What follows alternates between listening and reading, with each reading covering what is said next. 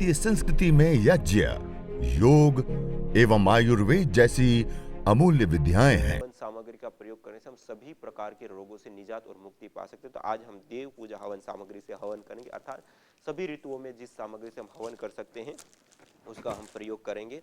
तो आइए अब हम मुख्य आहुतियां देने के लिए, जैसे मैंने कल बताया था, कि सामग्री हम लेते हैं तो 3 उंगलियां, मध्यमा, अनामिका और अंगुष्ठ, राइट हाथ, दाएं हाथ की ये 3 उंगलियों के मध्य में इस प्रकार से जितनी सामग्री आती है वेदी के अनुसार, वेदी छोटी है तो थोड़ी मात्रा में, बड़ी है तो थोड़ी ज्यादा मात्रा में, इस प्रकार सामग्री लेकर के, और जब अंतिम में मंत्र बोलना शुरुआत करते हैं, तब जब ओम का उच्चारण करते हैं तब हाथ में लेते हैं, और जब अंतिम में स्वाहा बोलते हैं तो स्वाहा के साथ हम आहुति प्रदान कर देते हैं समर्पण मुद्रा के साथ। तो इस प्रकार ये सामग्री का प्रयोग। और इसके बाद यह जो घृत है उसकी जो हम आहुति देते हैं तो उसमें भी जैसे मैंने कल शुरू पकड़ने के लिए बताया था कि अंगुष्ठ और प्रथम उंगली के मध्य में इस प्रकार दंडी को रखते हुए और प्रथम उंगली, मध्यमा उंगली के प्रथम कोर के ऊपर डंडी को रख करके अंगूठे से ऐसे दबा देते हैं। ये है सही तरीका श्रू को पकड़ने का। और उसके बाद जब हम ओम का उच्चारण करते हैं तब गाय का घृत लेते हैं, और जब अंतिम में स्वाहा बोलते हैं तब हम आहुति प्रदान करते हैं। तो आइए अब हम पहले आघारा वाद्य भाग आहुति, 4 आहुतियां प्रदान करते हैं। सबसे पहले उत्तर दिशा में प्रदीप्त संविधा के ऊपर पश्चिम से पूर्व की ओर धारा बनाते हुए एक आहुति प्रदान करेंगे। दूसरी दक्षिण दिशा की ओर प्रदीप्त जो संविधा है उसके ऊपर पश्चिम से पूर्व की ओर धारा बनाते हुए आहुति प्रदान करेंगे। और तीसरी और चौथी 2 वेदी के मध्य में आहुतियां प्रदान करेंगे। तो आइए, ओम अग्नये स्वाहा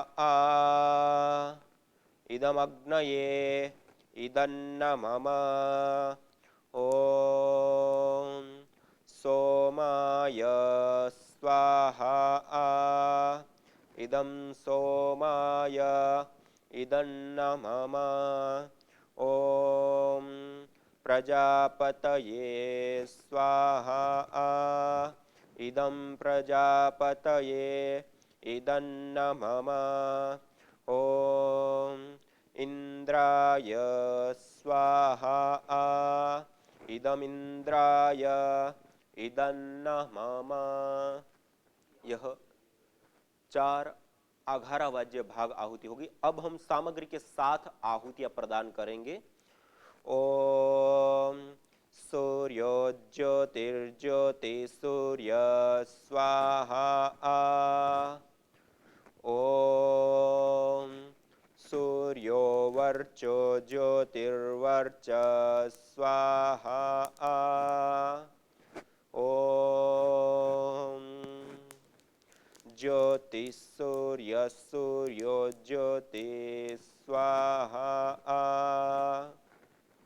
ओम सजुर्देवेन सवित्रा सजुरुषसेन्द्रवत्या जुषाणः सूर्यो वेतु स्वाहा। यह प्रातः काल में यज्ञ करते हैं तो प्रातःकालीन मंत्र ये 4। अब सायंकाल को यज्ञ करते हैं तो सायंकालीन विशेष 4 मंत्र होते हैं। ओम अग्निर्ज्योतिर्ज्योतिरग्नि स्वाहा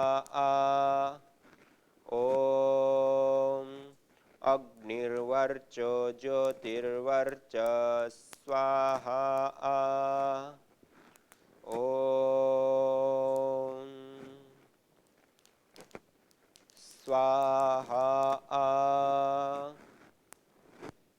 ओम सजुर्देवेन सवित्रा सजुरात्रेन्द्रवत्या जुषाणः अग्निर्वेतु स्वाहा ओम भूरग्नये प्राणाय स्वाहा इदमग्नये प्राणाय इदन्न मम ओम भुवर्वायवे पानाय स्वाहा इदं वायवे पानाय इदन्न मम ओम स्वरादित्याय व्यानाय स्वाहा इदमादित्याय व्यानाय इदन्न मम ॐ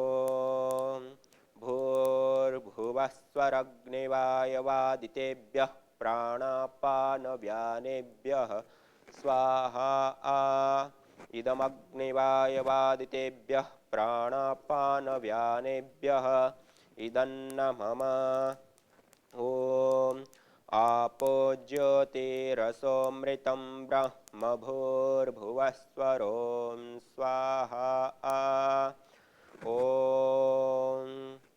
या मेधां देवगणः पितरश्च उपासते तया मामद्य मेधयाग्ने मेधाविनं कुरु स्वाहा ॐ विश्वानि देव सवितर्दुरितानि परासुव यद्भद्रं तन्न आसुव स्वाहा ॐ अग्नेनय सुपथाराये अस्मान् विश्वानि देव वयुनानि विद्वान् युयोध्यस्मज्जुहुराणमेनो भूयिष्ठान्ते नम उक्तिं विधेम स्वाहा।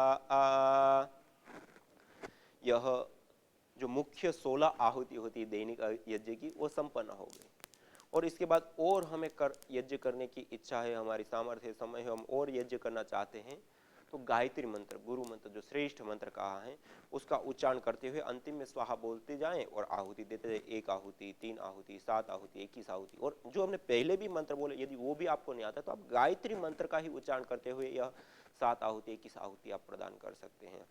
ओम भूर्भुवस्वः तत्सवितुर्वरेण्यं भर्गो देवस्य धीमहि धियो यो नः प्रचोदयात् स्वाहा ॐ भूर्भुवस्वः तत्सवितुर्वरेण्यं भर्गो देवस्य धीमहि धियो यो नः प्रचोदयात् स्वाहा ॐ भूर्भुवस्वः तत्सवितुर्वरेण्यं भर्गो देवस्य धीमहि धियो यो नः प्रचोदयात् स्वाहा। और अंतिम में जब हम पूर्णाहुति करते तो एक ही मंत्र का 3 बार उच्चारण करते हुए 3 आहुतियां प्रदान करते हैं। ओम सर्वं वै पूर्णग्वं स्वाहा ओम सर्वं वै पूर्णग्वं स्वाहा ओम सर्वं वै पूर्णग्वं स्वाहा। ऐसे एक ही मंत्र का 3 बार उच्चारण करते हुए 3 बार आहुति प्रदान करिए और यह हमारा जो यजन है, हवन है, अग्निहोत्र है वह संपन्न हो गया। इतना यजन करने के बाद सीधा बैठते हुए संपूर्ण विश्व की मंगल कामना करते हुए ओम सर्वे भवन्तु सुखिनः सर्वे सन्तु निरामयाः सर्वे भद्राणि पश्यन्तु मा कश्चित् दुःखभाग् भवेत्। हे ईश सब सुखी हो कोई न हो दुखारी सब हो निरोग भगवन धन धान्य के भंडारी सब भद्र भाव देखे सन्मार्ग के पथिक हो दुखिया न कोई होवे सृष्टि में प्राणधारी हे नाथ सब सुखी हो दुखारी सब हो निरोग भगवन धन धान्य के भंडारी धन धान्य के भंडारी। ओम शांति शांति शांति ओम। इस प्रकार अंतिम में 3 बार ओम शांति शांति शांति। हे प्रभु, हे ईश्वर, हे जगदीश्वर, आध्यात्मिक, आधिदैविक, आदि भौतिक 3 प्रकार के तापों से, दुखों से हमें मुक्त कीजिए, हमें शांति प्रदान कीजिए। इस प्रकार प्रार्थना करते ही यज्ञ हमारा संपन्न हो गया। इसके बाद जैसे आपको बताया कि और हमारी इच्छाएं, तो हम भजन, स्वाध्याय, सत्संग आदि को भी हम इसके साथ जोड़ सकते हैं। अन्यथा 16 आहुति का जो मुख्य यज्ञ है वो बहुत जरूरी, बहुत आवश्यक और हमें करना ही करना होता है और करना ही चाहिए। और उसको ना करने पर हम पाप के भागी होते हैं। जैसे कल कहा था, यज्ञ शिष्टासीना संतो मुच्यन्ते सर्वकल विषयी पूज्यन्ते तो त्वगम पापा ये पचन्ति आत्म कारण। जो यजन करने के बाद, हवन करने के बाद जो भोजन का, अन्न का पान करता है वह सभी प्रकार के पापों से मुक्त हो जाता है। और बिना यजन का भोजन करता है वो अन्न नहीं अपितु तो पाप को वो ग्रहण कर रहा है। और इस श्रीमद् भगवद गीता में 3रे अध्याय में, फिर 4थे अध्याय में, यज्ञ शिष्टामृत भुजो यान्ति ब्रह्म सनातनम नायम लोको यज्ञ से कुतो अन्य कुरु सत्तम। जो यजन करने के बाद जो शेष बचे हुए का पान करता है, खाता है, उसको वो उपभोग करता है, वो सनातन ब्रह्म को प्राप्त कर लेता है। और नायम लोको यज्ञ से कुतो अन्य कुरु सत्तम। जो बिना यजन का भोजन करता है उसके लिए तो यह लोक भी सुख करने होता है, अगले लोक की तो बात ही छोड़ दी। और जो 18वें अध्याय में जाकर के फिर से कहा, यज्ञ दान तप कर्म न त्याज्यम कार्यमेव तत् यज्ञ दान तपश्चैव पावनानि मनीषिणम्। यज्ञ करना, दान देना और तप करना, इन 3 कार्यों को कभी भी नहीं छोड़ना चाहिए। यह 3 कार्य तो मनुष्यों को भी पावन और पवित्र करने वाले होते हैं। इसलिए ऐसे दिव्य कार्य, भगवत कार्य को हमें संपन्न करना होता है और करना ही चाहिए। और श्री आचार्य चाणक्य जी भी कहते हैं कि जिस घर में यजन नहीं होता है, हवन नहीं होता है, स्वाहा स्वधाकार विवर्जितानि, जिस घर में यजन, हवन, अग्निहोत्र आदि नहीं होता है, स्वाहा स्वधाकार विवर्जितानि स्मशान तुल्यानि गृहाणि तानि, वो घर स्मशान के तुल्य होते जहां यज्ञ, हवन, अग्निहोत्र नहीं होते हैं। इतने कठोर शब्दों में कहा। और इतना ही नहीं, हम उसके पीछे जब रीजन जाने तो उसका भी एक बहुत ही महत्व है कि जिस स्थान पे हम यजन नहीं करते, हवन नहीं करते, वो स्थान, वो वायुमंडल अशुद्ध होता है, वह घर अपवित्र हो जाता है। अर्थात वहाँ पे बैक्टीरिया, वायरस, फंगस आदि बहुत सारी चीजें होती हैं जिसके बीच में हम जीते हैं और उसके कारण से हमें रोग होते हैं और रोग के कारण से हमें दुख दरिद्रता। और दुख दरिद्रता कहाँ व्यक्ति के अंदर हम देखते हैं? स्मशान घाट में जब वो खड़ा होता है तो हम उसकी, तो इतना वैराग्य से भरा होता है, इतना दुख से भरा होता है कि हम कल्पना नहीं कर सकते। तो इसलिए आचार्य चाणक्य जी ने बताया कि यदि हम यजन नहीं करते हैं तो हम अपने घर को ही स्मशान बना रहे हैं, अर्थात दुखालय बना रहे हैं, हम दुखी रहेंगे। और इतना ही नहीं, आचार्य शंकराचार्य जी कहते हैं कि जो नित्य नैमित्तिक यज्ञ याग आदि कर्म होते हैं उसको जब हम प्रतिदिन करते हैं, नियमित करते हैं, तो वह हमारी चित्त शुद्धि के निमित्त होते हैं, अर्थात हमारे चित्त का शुद्ध शोधन करने वाले होते हैं। और उदाहरण बताते हुए कहते हैं, जैसे हमारे पास यह तांबे का पात्र रखा हुआ है, इस तांबे के पात्र को हम प्रतिदिन धोते रहेंगे, मांजते रहेंगे। वैसे हमने नया लिया तो नया में तो चमकता हुआ रहेगा, लेकिन इसी पात्र को यदि हम प्रतिदिन प्रयोग करें या ना करें, इसको ऐसे ही रख दे, तो धीरे धीरे धीरे यह पात्र काला हो जाएगा, कलमश से युक्त हो जाएगा। क्यों? प्रतिदिन नहीं मांजने के कारण। ऐसे ही कहते हैं आचार्य शंकराचार्य कि जैसे ताम्र के पात्र को न धोने पर कलुषित हो जाता है, ऐसे ही यज्ञ याग आदि जो नित्य कर्म होते हैं, उन नित्य कर्मों को नहीं करने से हमारा चित्त भी वैसे ही अशुद्ध हो जाता है। और जैसे इसको प्रतिदिन मांजते रहे, धोते रहे, तो जैसे चमकता हुआ हमें दिख रहा है, हमेशा चमकता हुआ रहता है, ऐसे ही जब हम यज्ञ आदि नित्य कर्मों को करते हैं तो हमारा चित्त भी शुद्ध रहता है, पवित्र रहता है, उसका शोधन नित्य प्रति होता रहता है। इसलिए चित्त शुद्धि का भी यह साधन है। और जैसे मैंने बताया, स्वामी दयानंद सरस्वती जी ने तो अलग अलग जगहों पे इस यज्ञ की महत्ता, इस यज्ञ की महिमा, उस यज्ञ की उपयोगिता बताते हुए अनेक प्रकार के लाभ, सिद्धियां बताई हैं। और उसमें जैसे आपको कल बताया, यज्ञ को करने से धर्म, अर्थ, काम और मोक्ष की सिद्धि प्राप्त होती है।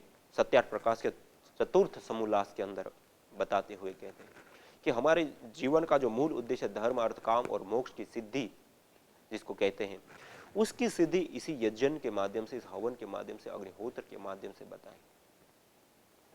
और इतना ही नहीं, उससे अतिरिक्त भी वायु का शोधन, उससे अतिरिक्त सारी चीजों का शोधन, ये सारी चीजें भी महर्षि देव दयानंद सरस्वती जी ने अलग अलग भाष्यों में मंत्रों, अलग अलग मंत्रों के भाष्य करते हुए, सत्यार्थ प्रकाश में, ऋग्वेद आदि भाष्य भूमिका में, अलग अलग जगहों पे बार बार इन बातों को दोहराया है।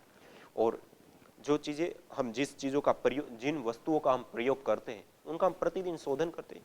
हम जिन कपड़ों को पहनते हैं, उन कपड़ों को, उन वस्त्रों का यदि हम प्रक्षालन ना करें, उसको हम ना धोएं, तो वो कुछ समय में वो गंध देने लगेंगे। वो हमें, जो हमारी सुरक्षा कर रहे हैं, वो वही हमें रोग देने लगेंगे। हमारा शरीर यदि हम उसको प्रतिदिन नहीं नहलाते हैं, नहीं धोते हैं, नहीं स्वच्छ करते हैं, तो हमारा शरीर भी दुर्गंध देने लगेगा। दांत, खाद, खुजली से लेकर के अनेक प्रकार के रोग होने लगेंगे। हमारे दांत यदि हम प्रतिदिन उसको नहीं साफ करते हैं, ब्रुश नहीं करते हैं, मंजन नहीं करते हैं, तो धीरे धीरे हमारे दांत भी कुछ दिन में जो हमें साथ दे रहे, सहयोग दे रहे, वो कुछ दिन के बाद क्या करने लगेंगे, हमें ही दुख देने लगेंगे, दर्द देने लगेंगे। जिस कमरे में, जिस घर में हम रहते हैं, यदि उसका हम प्रतिदिन शोधन नहीं करते, उसको हम प्रतिदिन स्वच्छ नहीं करते, तो वो कमरा भी अशुद्ध हो जाएगा और वो हमें रोग देने लगेगा। अर्थात कहने का अभिप्राय, हम जितनी भी चीजों का, जितनी भी वस्तुओं का हम प्रयोग करें, हर चीज का, हर वस्तु का हम प्रतिदिन शोधन करते हैं, स्वच्छ करते हैं। लेकिन हमारे जीवन की कोई एक चीज ऐसी है जिसका हम शोधन प्रतिदिन नहीं करते, जिसको हम नहीं देख पाते हैं, लेकिन हमारे ऋषियों ने, हमारे महर्षियों ने उसको देखा, और वह है वायु, जिसके बिना हम 2 मिनट से भी अधिक जीवित नहीं रह सकते हैं, जिसको प्राणाधार कहा, प्राण कहा है, जिससे हमारा पूरा जीवन चलता है। जिसको हम रोक दे तो 2 मिनट से भी ज्यादा हम जीवित नहीं रह सकते हैं। और जब वो अशुद्ध हो गया, वो अपवित्र हो गया, तो उसका जो प्रभाव हमारे शरीर के ऊपर पड़ेगा, वो बहुत ही बुरा प्रभाव होगा। इसलिए स्वामी दयानंद सरस्वती जी ने बार बार जगह जगह पर वायु शोधन के लिए, यजन करने के लिए कहा कि यजन को करने से वायु का शोधन होता है, यजन को करने से वायु पवित्र होता है, सुगंधित होता है। और जिस घर के अंदर रहते, आज हम वर्तमान आंकड़ों को देखें तो इंडोर पॉल्यूशन के कारण कई लाख लोग जान गंवा देते हैं, आउटडोर पॉल्यूशन के कारण भी। लेकिन कहने का अभिप्राय, सर्वाधिक हमारा समय कहीं बीतता है तो वो हमारे घर में, हमारे ऑफिस में, और वहां का जो वायुमंडल है वो अशुद्ध होने के कारण हमारे शरीर के अंदर अनेक प्रकार के रोग पनपते हैं। क्यों? क्योंकि वो अशुद्ध है। जैसे दांत खाली हम साफ, दांतों की खाली हम सफाई ना करें तब भी वो हमें दर्द देने लगते हैं, हमें सहयोग की जगह पे बाधक बनने लगते हैं। ऐसे ही सारी चीजें, जैसे मैंने बताया, वस्त्रों का प्रक्षालन से लेकर, शरीर का प्रक्षालन से लेकर के जो भी घर वस्त्र आदि का प्रयोग करते हैं, वो सारी चीजें ऐसी होती। ऐसे ही इस वायु का भी शोधन करना प्रतिदिन बहुत जरूरी होता है। जैसे हम स्नान से शरीर की दंत मंजन आदि करके, दांतों की और अलग अलग शुद्धिकरण की प्रक्रियाएं करते हैं, वैसे ही इस वायु का शोधन भी बहुत जरूरी होता है, और वो होता है इस यज्ञ के माध्यम से, हवन के माध्यम से, अग्निहोत्र के माध्यम से। इसलिए बहुत ही जरूरी है कि हम सब इस यज्ञ को, इस हवन को केवल मात्र एक कर्मकांड का साधन या फिर एक केवल मात्र पूजा पाठ की पद्धति ही नहीं, अपितु इसकी जो साइंटिफिक वैज्ञानिकता है, जो स्वामी दयानंद सरस्वती जी बताना चाहते हैं, जो आचार्य शंकराचार्य जी बताना चाहते हैं, जो आचार्य चाणक्य जी बताना चाहते हैं, जो हमारे वेद, उपनिषद, दर्शन आदि बताना चाहते हैं, उस सही रूप को हम जाने। और उसको हम जानेंगे तो निश्चित रूप से इस यज्ञ के अनेकों, सैकड़ों, मल्टीपल जो लाभ है, उन लाभों को हम उठा पाएंगे। तो हमने यह यज्ञ किया, हवन किया, अब ये अंगारे बच गए हैं हमारे पास। इन अंगारों के ऊपर अब जो रोग विशेष हैं, उस रोग विशेष के लिए विशेष प्रकार की हवन सामग्री, जड़ी बूटियों का हम प्रयोग करते हैं। और सामान्य रूप से यह गुग्गुल एक ऐसा द्रव्य है, जैसे मैंने कहा कि सामान्य हवन सामग्री पुष्टिकारक, सुगंधित, रोग निवारक, मिष्ट आदि सब गुण होने चाहिए। वो सारे के सारे गुण एक साथ एक द्रव्य के अंदर पाए दे। सुगंधित भी होता है, पुष्टिकारक भी होता है, रोग निवारक भी होता है। यज्ञ भारतीय संस्कृति का मूल है। तो आइए हम संकल्प लें, संसार के श्रेष्ठतम कर्म यज्ञ को अपनाएं। पिंड और ब्रह्मांड में संतुलन कायम करने वाले यज्ञ को अपने जीवन का अभिन्न अंग बनाएं एवं प्रकृति मां के प्रति अपने ऋणों को अदा करें। विश्व स्वास्थ्य का एक नारा, यज्ञ से होगा जग उजियारा। भारतीय संस्कृति की अमूल्य विरासत यज्ञ की महिमा को जानने हेतु वैदिक चैनल पर प्रतिदिन प्रातः एवं सायं 11:30 बजे यज्ञ महिमा कार्यक्रम से जुड़ें। विशेष जानकारी हेतु संपर्क करें।